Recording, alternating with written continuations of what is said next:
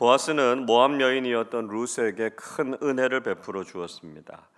구체적으로 어떤 은혜를 베풀어 주었습니까? 우선 보아스는 먹이는 은혜를 베풀었습니다. 14절을 보십시오. 식사할 때에 보아스가 루스에게 이르되 이리로 와서 떡을 먹으며 내 떡 조각을 초에 찍으라 하므로 루시 곡식 베는 자 곁에 앉으니 그가 볶은 곡식을 주매 루시 배불리 먹고 남았더라 말씀하고 있습니다. 보아스가 식사할 때 그는 룻을 불러서 함께 떡을 먹었습니다. 의식주의 문제를 해결한다라고 하는 것은 사람들에게 가장 기본적인 필요를 채워주는 것이라고 할 수 있죠. 사람을 먹이고 입히는 것은 우리가 가장 우선적으로 베풀어야 할 사랑이라고 할 수 있습니다.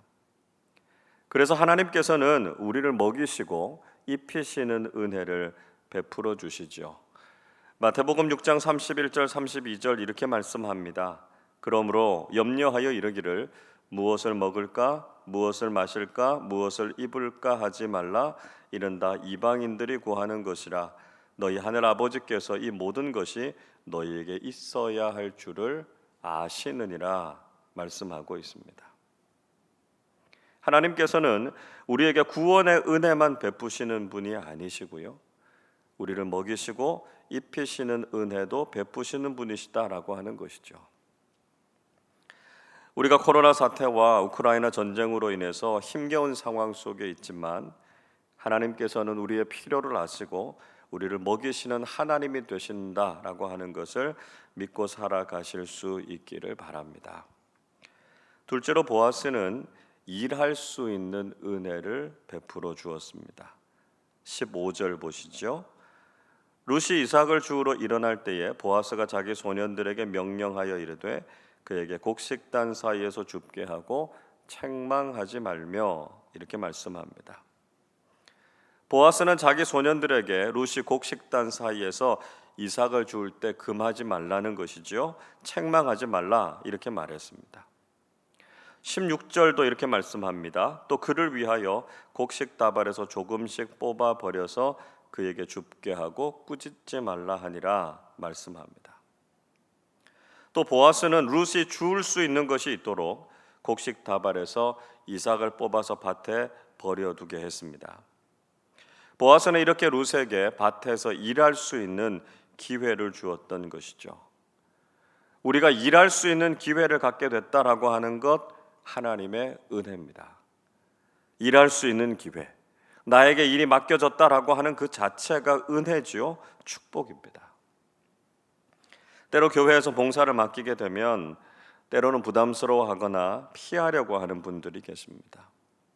그러나 뒤늦게 예수를 믿으신 분들이나 노년의 병상에 계신 분들을 신방하면 이렇게 말씀하시는 분들이 많으세요. 목사님, 조금만 더 젊어서 예수 믿었다면 주님 위해서 봉사할 수 있었을 텐데요. 하나님께서 힘 주시고 건강 주셔서 주님의 일을 할 수 있는 기회가 있도록 꼭 기도해 주세요. 이렇게 부탁하시는 분들이 많습니다. 우리에게 건강을 주시고 믿음을 주셔서 이렇게 새벽 기도할 수 있다는 것, 또 주님의 교회를 섬길 수 있는 기회를 주셨다라고 하는 것이 하나님께서 우리에게 주신 큰 은혜임을 깨닫고 늘 감사하는 사람들이 되실 수 있기를 바랍니다. 셋째로 보아스는 풍성한 은혜를 베풀어 주었습니다. 17절 보시죠. 룻이 밭에서 저녁까지 줍고 그 주운 것을 떠니 보리가 한 에바쯤 되는지라 말씀하고 있습니다. 룻이 보아스의 밭에서 주었던 이삭의 무게는 보리 한 에바였습니다. 한 에바는 22리터, 약 12대 정도 되는 양이었습니다. 일반적으로 두 사람이 한 5일에서 일주일치 정도 먹을 수 있는 식량이었습니다. 고대 바벨론 시대의 남성 노동자들이 하루 배급량으로 받았던 것이 1리터였던 것을 생각해 보면 상당히 많은 양을 거두어 드렸던 것이죠. 자, 이것이 우리에게 보여주는 것이 무엇이겠습니까? 하나님께서 베풀어 주시는 은혜가 이렇게 풍성한 은혜다라고 하는 것을 알 수 있습니다. 지금까지 하나님께서 베풀어 주신 은혜를 생각해 보면 항상 우리의 계산을 뛰어넘는 풍성한 은혜였다라고 하는 것을 깨닫게 되죠. 늘 풍성하게 베풀어 주시는 하나님의 은혜를 기대하면서 그 은혜를 누리며 살아가실 수 있기를 바랍니다. 룻은 집으로 돌아가서 시어머니에게 주운 것을 다 보여드렸습니다. 그리고 배불리 먹고 남긴 것을 시어머니에게 드렸습니다. 나오미는 룻에게 질문하지요. 은혜의 출처를 확인하고 있습니다. 19절 보십시오. 시어머니가 그에게 이르되 오늘 어디서 주었느냐 어디서 일을 하였느냐 너를 돌본 자에게 복이 있기를 원하노라 하니 룻이 누구에게서 일했는지를 시어머니에게 알게 하여 이르되 오늘 일하게 한 사람의 이름은 보아스니이다 하는지라. 나오미는 룻에게 오늘 어디에서 이삭을 주었고 어디에서 일했느냐 이렇게 물었습니다. 왜냐하면 이렇게 풍성하게 얻은 것에 대해서 놀랐기 때문이었죠.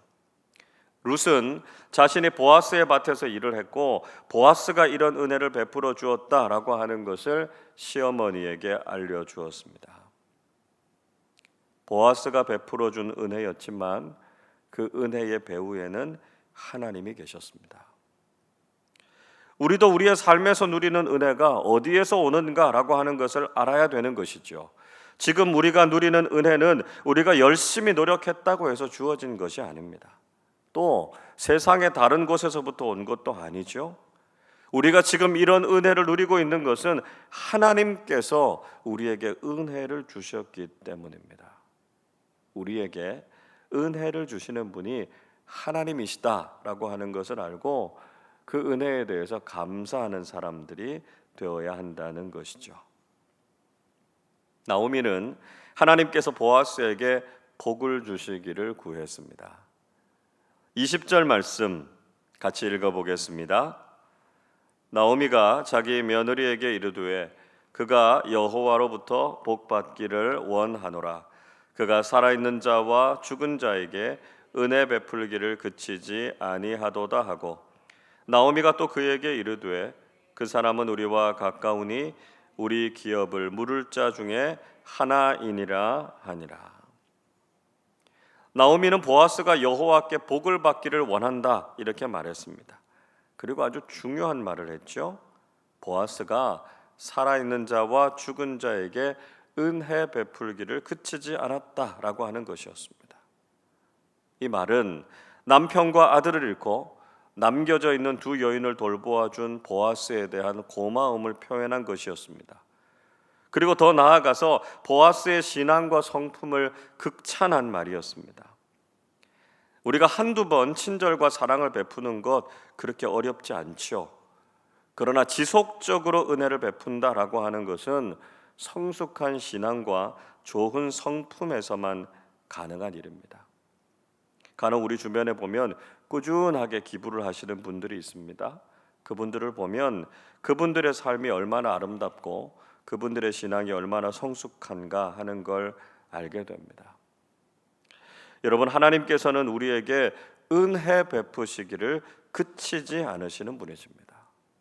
우리도 이런 하나님의 성품을 닮아서 우리가 만나는 많은 사람들에게 은혜 베풀기를 그치지 않는 성숙한 믿음의 사람들이 되실 수 있기를 바랍니다. 더 나아가서 나오미는 근본적이고 영원한 복을 구했습니다. 나오미는 보아스가 자신들과 가까운 사람, 즉 기업을 물을 사람이다, 친족이다라고 하는 것을 알게 해주었죠. 기업을 물으다라고 하는 히브리어 고엘이라고 하는 말은 룻기에서 아주 중요한 주제입니다. 이것은 한 가정의 운명을 바꿀 수 있는 결정적인 역할을 하는 것이었습니다. 나오미는 그저 한두 끼 먹을 것을 얻는 것에서 만족하지 않고 더 크고 지속적인 은혜를 기대하고 있었던 것이죠. 그것은 보아스와 룻이 결혼을 해서 기업을 무르게 하는 것입니다. 이렇게 함을 통해서 그 가문의 대를 이어가고자 했던 것이죠. 여러분, 우리는 세상적이고 일시적인 복을 구하는 것, 거기에 머물러 있을 것이 아니라 하나님을 믿음으로써 영원하고 근본적인 복을 구하는 사람들이 되어야 한다는 것입니다. 하나님께서 우리에게 주실 영생과 하나님 나라의 상급을 기대하면서 믿음의 삶을 살아가야 하는 것이죠. 나오미는 추수를 마치기까지 다른 곳에 가지 말라 이렇게 당부했습니다. 22절 보시죠. 나오미가 며느리 룻에게 이르되 내 딸아 너는 그의 소녀들과 함께 나가고 다른 밭에서 사람을 만나지 아니하는 것이 좋으니라 하는지라 말씀합니다. 나오미는 룻에게 보아스의 소녀들과 함께 나가라 이렇게 당부했습니다. 그리고 다른 밭에 가서 사람을 만나지 않는 것이 좋겠다 이렇게 충고했습니다. 왜냐하면 다른 곳에서는 이런 은혜를 누릴 수 없기 때문이죠. 보아스 옆에 있어야만 큰 복과 은혜를 누릴 것을 알았기 때문이었습니다. 그래서 23절에서 룻도 보아스의 소녀들과 함께 보아스의 밭에서만 이삭을 줍고 일을 했다 말씀하고 있죠. 이런 모습은 우리 신앙생활에 있어서도 매우 중요한 교훈이 됩니다. 여러분, 하나님 이외에 다른 은혜를 구하지 마시기를 바랍니다. 흔히 사람들은 세상을 너무나 사랑하고 세상이 그들에게 복을 줄 것이라고 생각하는 경우가 많습니다. 그래서 세상의 가치와 세상의 성공을 추구하고요, 거기에 모든 관심과 소망을 다 쏟고 살아가는 사람들이 있습니다. 그러나 우리의 인생을 복되게 하시고 우리에게 은혜를 베풀어 주시는 분은 오직 하나님 한 분밖에 없으십니다. 그래서 우리는 하나님을 더욱 가까이 해야 하고요, 오직 하나님만 바라보면서 하나님께 은혜를 구하는 사람들이 되어야 한다는 것입니다. 우리가 세상이 아닌 하나님만 의지할 때 하나님께서는 그치지 않는 은혜, 감당할 수 없는 은혜를 오늘도 우리의 삶에 베풀어 주실 줄로 믿습니다. 오늘도 우리의 삶에 풍성하고 놀라운 은혜를 베풀어 주실 그 하나님만 기대하면서 그 은혜로 만족하고 감사하는 사람들이 되시기를 주님의 이름으로 축원합니다. 기도하겠습니다. 저희들에게 한량없는 은혜를 베풀어 주시는 하나님 아버지, 감사와 찬양을 드립니다. 룻이 우연히 보아스를 만난 것 같았지만 그 안에는 하나님의 놀라운 섭리와 계획이 있었음을 믿습니다. 보아스가 베풀어 준 은혜를 통해서 룻과 나오미가 삶을 살아갔던 것처럼 하나님께서 주신 은혜가 아니면 살아갈 수 없음을 늘 고백하며 살게 해 주옵소서. 하나님의 성품을 닮아서 은혜 베풀기를 그치지 않았던 보아스의 모습을 기억하게 하시고 저희들도 다른 사람들에게 은혜와 친절을 베풀면서 살게 하여 주옵소서. 우리가 누리는 은혜는 오직 하나님께로부터 오는 것임을 깨닫게 하시고 오늘도 세상의 다른 것을 구하지 않고 오직 하나님의 은혜만 구하게 하시고 그 은혜로 만족하며 감사하는 삶을 사는 우리 모두 되게 하여 주옵소서. 감사드리며 우리 주님 예수 그리스도의 이름으로 기도하옵나이다. 아멘.